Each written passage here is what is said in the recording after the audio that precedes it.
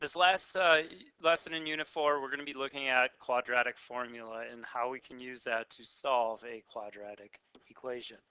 So this first one, it says competitors in the 10-meter platform diving competition jump upward and then outward before diving into the pool. The height of the diver in meters above the pool surface after t seconds can be approximated with the equation shown. How many seconds did it take for the diver to hit the pool? Okay, well, if we were to try to do this one by factoring, would it work? Could we factor out what this one would be? Well, if we were to factor this, we would need to figure out, okay, we got t and t here, but there's a number in front of the t squared. That means one of these would have to be like negative 4.9. And then to try to figure out, okay, what's going to multiply with that in order to equal 10 here, but still add up to 3, that's very difficult to do. Factoring, not so great at doing this one. Graphing. Could we solve this one by graphing? Well, if you graph it out, you're going to get a picture that looks something like this. Could we tell how, after how many seconds that is? Well, if you look here, here's the highest that this person gets. Sorry, not the highest that we're looking at when it hits the water. When it hits the water would be right here. You can see that's somewhere between 1 and 2 seconds. So from the graph, we know it's somewhere between 1 second and 2 seconds, but it'd be hard to guess where that is. So what we can do then, if graphing doesn't work and factoring's not the greatest way of doing it, we want a third way to do it. And the third way is using quadratic formula. Quadratic formula is right here. Negative b plus or minus the square root of b squared minus 4ac all over 2a. Now notice that's important. This entire thing needs to get divided by 2a. It's not just this part, the whole thing. And that's a common mistake that a lot of students make when they do this. Everything needs to get divided by 2a when we're done. Now, the part under the square root here will help you determine what kind of solution you're going to get. If that part under the square root comes out to be positive or greater than 0, that means positive, then there are going to be 2 solutions. Okay, so example would be it comes out to be square root of 50. Then you're going to get 2 places where it crosses the x-axis. If that square root part comes out to equal 0, it's equal to 0, then there's going to be 1 solution. The 1 solution would be the one place where it hits the x-axis, because that parabola only hits it right at the vertex. If it comes out to be less than 0 or negative, that means the number you have under the square root is negative. Can we take square roots of negatives? Well, we looked at that. You could list it as an imaginary number, but that means there's also no real solutions. There, you might get some imaginary ones, but there's no real solutions. You might have a complex one or two, but no real ones. So that'll tell you how many solutions that you're real solutions that you're going to get. Okay, so did you forget it? Well, make sure you know it. I know there's, if you want, you can YouTube it. There's a song that goes with it to help you remember. Some of you might know that. I'm not going to sing it here, but you can definitely look that up. So let's try using quadratic formula to solve this one. Just like the other problems we were doing before with factoring, we always need this equal to 0. So our first step here is to subtract 28 over to the other side, get this baby equal to 0. Okay, now you could check and see, would this one be factorable? Now this one I actually do think is factorable. We could factor this one as x minus 14 and x plus 2. And from what we did before, we know then we put these both equal to 0, and we could get our 2 answers of 14 and negative 2.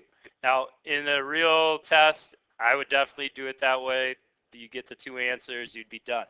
I just want to show you that quadratic formula does work and gives you the same two answers. There would be no reason to do this one with quadratic formula other than for this one, I just want to show you that it works. So what you want to do is, just like we did early on in this unit, find out what a, b, and c are. Here, a is 1, because there's a 1 in front of the x squared. B is negative 12, because it's minus 12, and c is negative 28. So we're going to put those into this quadratic formula here and see what we get. So we're going to get x equals opposite of b. So opposite of negative 12 here, looks like it's going to turn out to be positive 12. Plus or minus square root of negative 12 squared minus 4 times our a is 1, our c is negative 28. The whole entire thing over 2a. In this case, it's going to be 2. Now, two of these parts are going to be really simple. This should be really simple to figure out, positive 12. And the bottom's always going to be very simple to figure out. 2 times 1 is 2.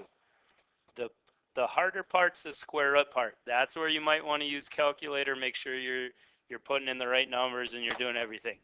If you type that in exactly how it is under the square root there, it should give you the answer that you're looking for. So let's type that in.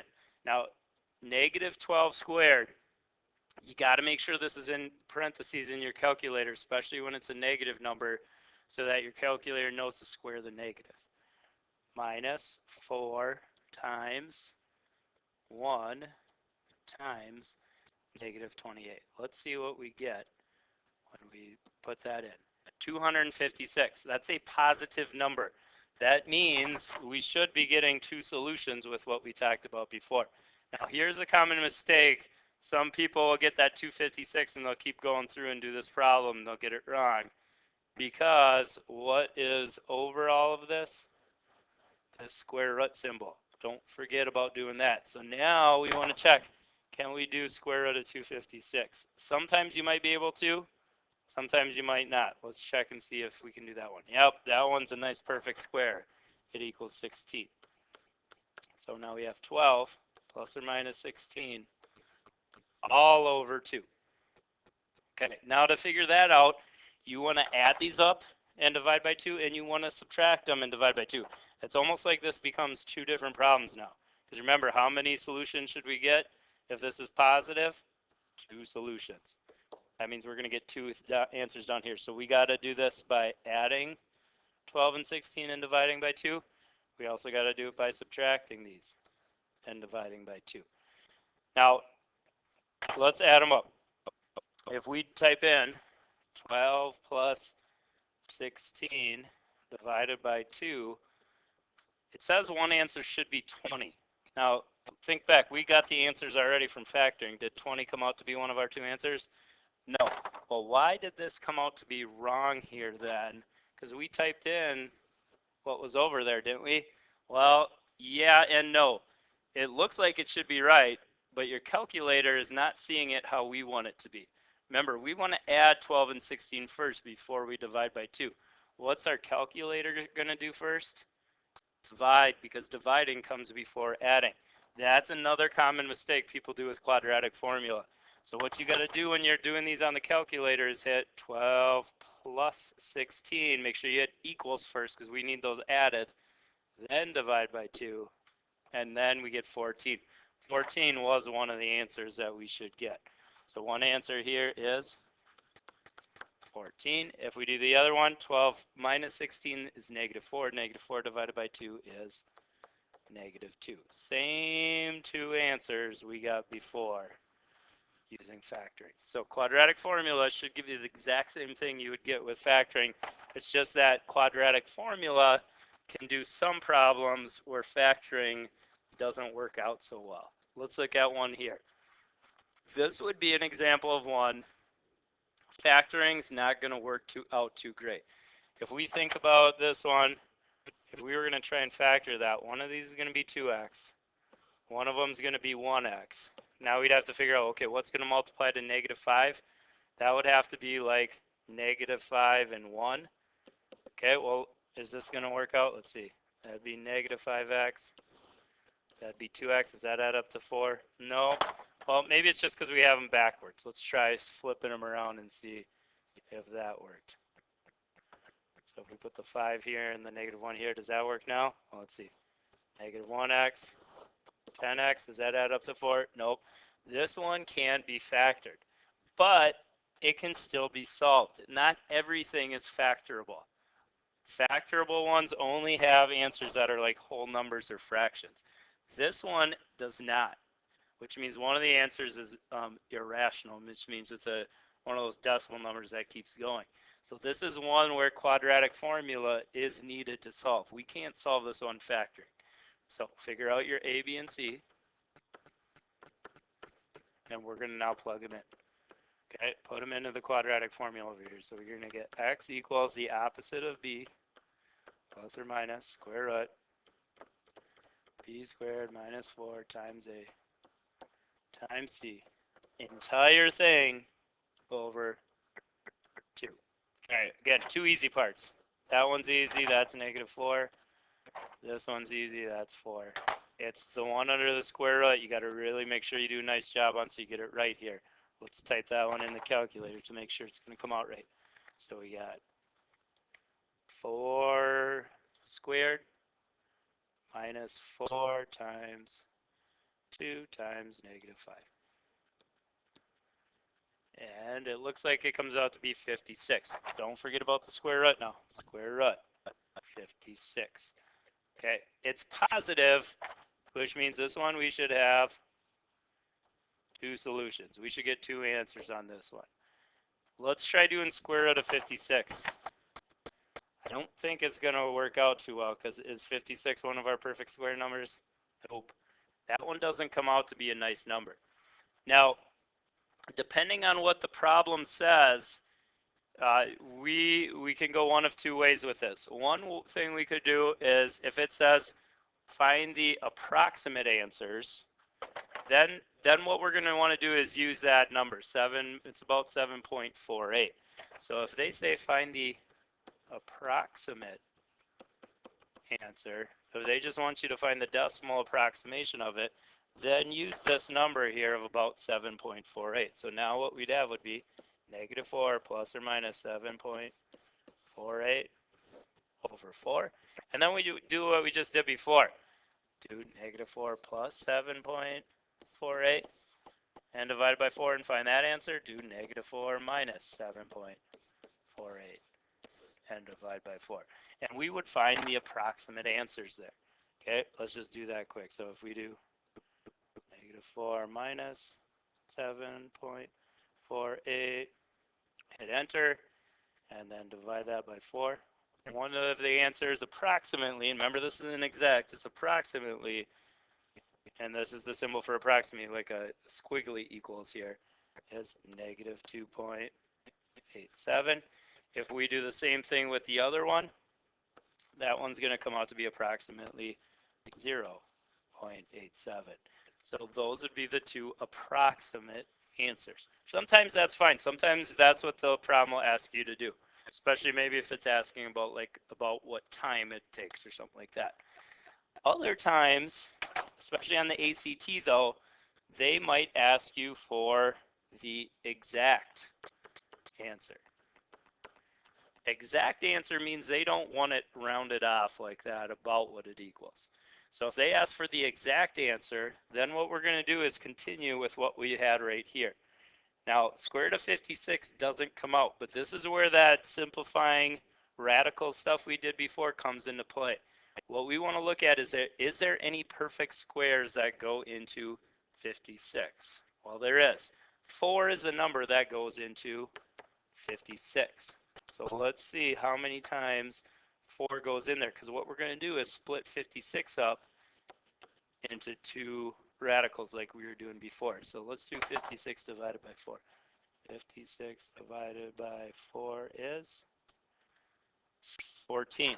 So 56 is the same as square root of 4 times square root of 14. Which of these can we simplify? That one can be simplified. That's the same as 2. Square roots of 14 over 4. Now we should check, is there any other perfect squares that go into 14? No.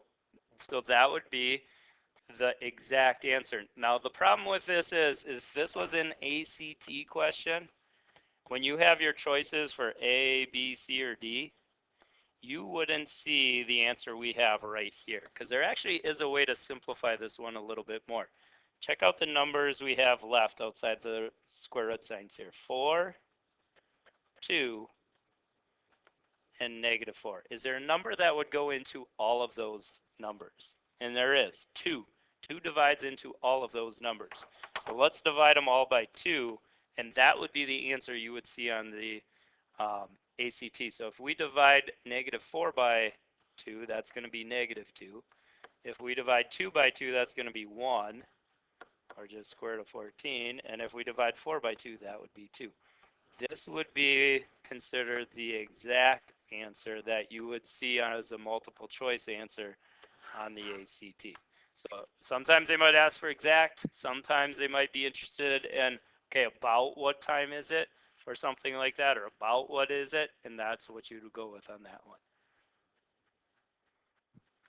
You would get these two answers from what we have right here if you just put it in the calculator.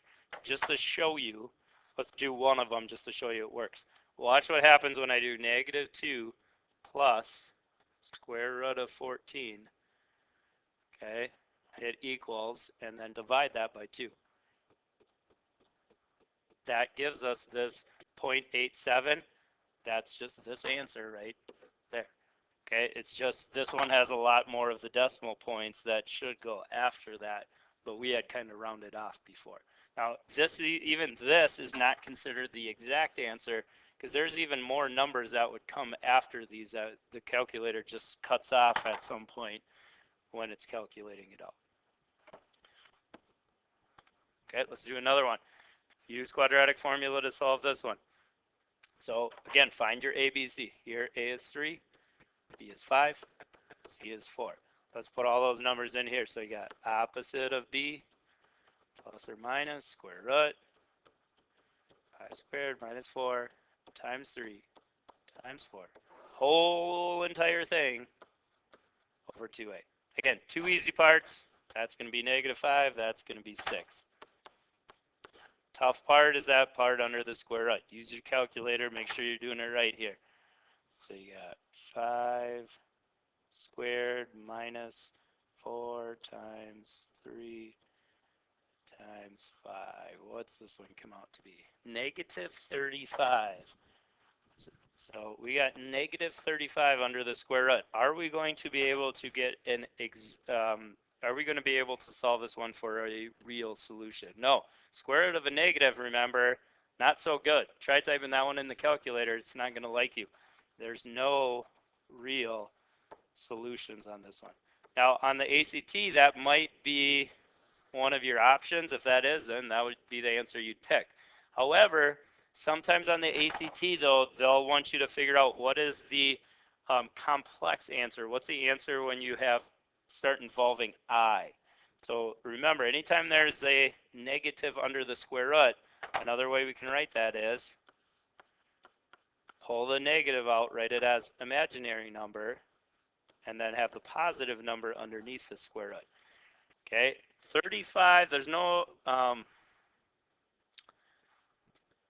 there is no perfect squares there that go into that amount.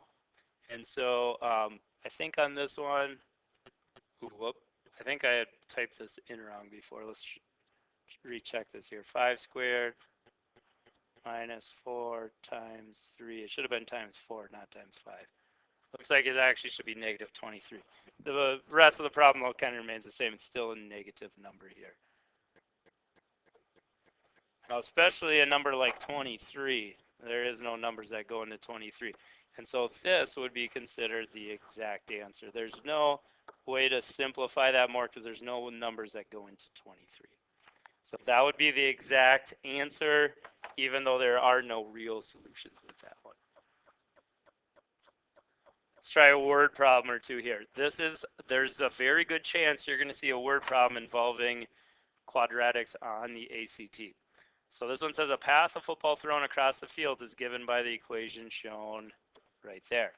where x is the distance in feet the ball has traveled horizontally, y is the height in feet above the ground.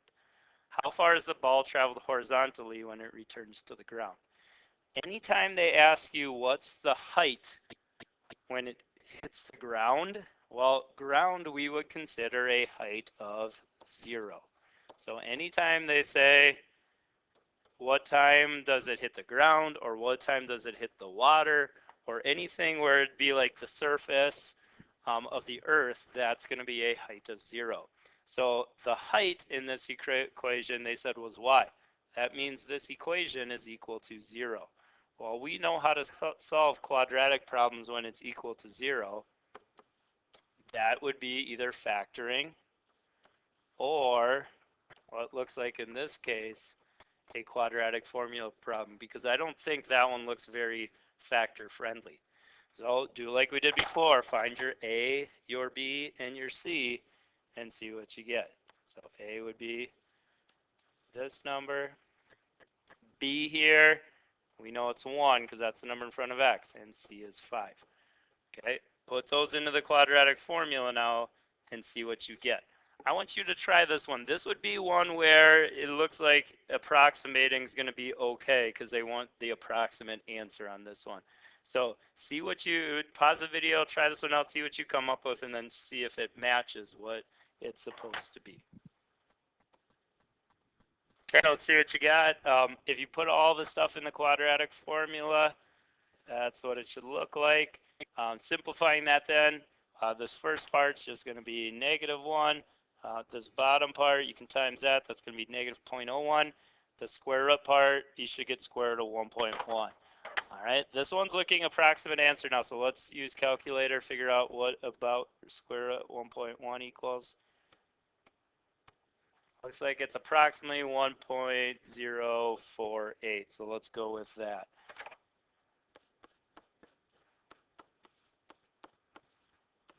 Okay, so now we got to get our two solutions here.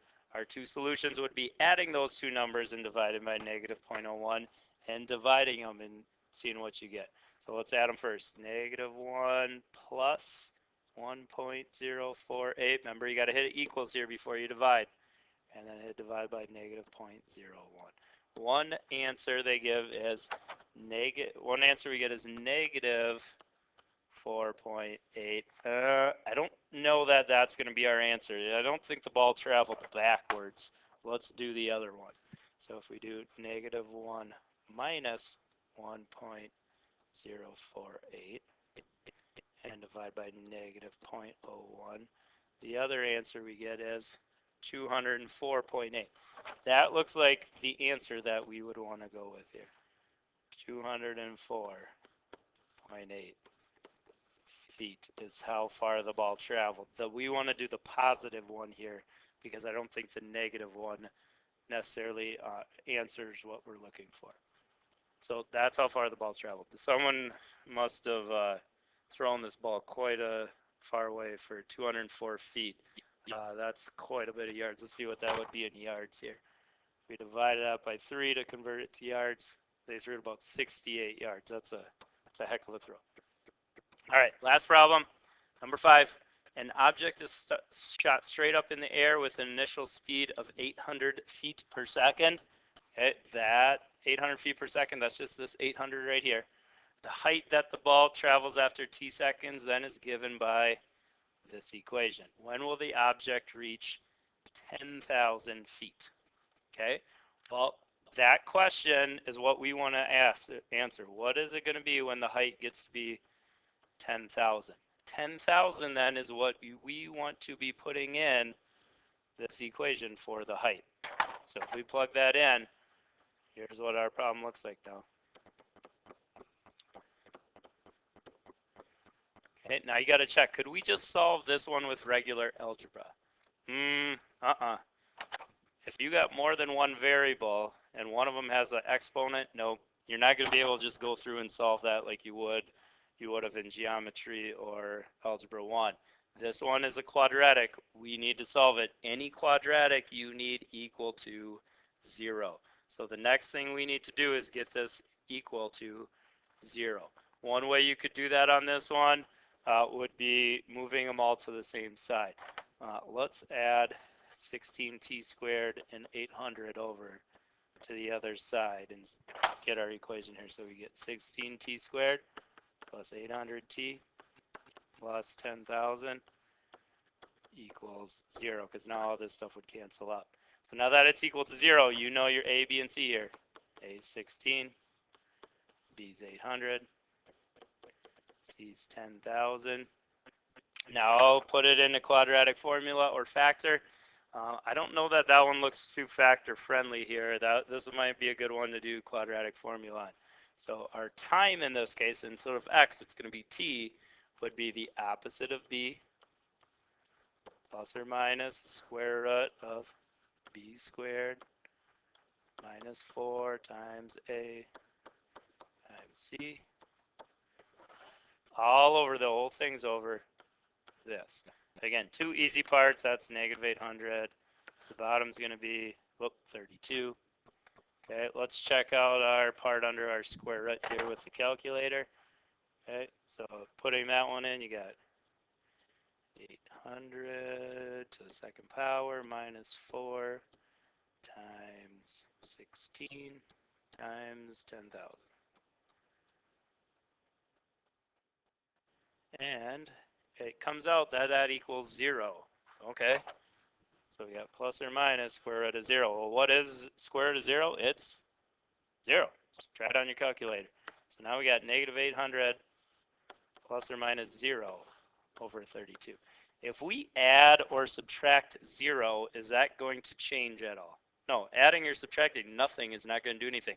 Remember, when this comes out to be 0, we talked about before, that means there's one solution.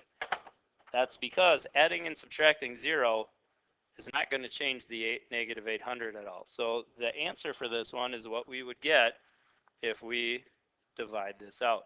So if we divide this now, we are going to get our answer. And if we go on our calculator and do that, we are going to get 800 divided by 32 results in 25. So it looks like this one is going to be 25 seconds for our answer. Okay. One thing I think I kind of screwed up here. Did we screw something? Oh yeah, one thing it looks like we screwed up. This one shouldn't have been added over to the other side. It looks like it should have been minused. So that makes this positive instead of that. It doesn't change anything here because negative 800 squared is still going to end up being the same as 800 squared. So that's why I had the wrong sign on this one. This should be positive over positive and positive 25 seconds. All right, try these out then with quadratic formula on your own and see what you get.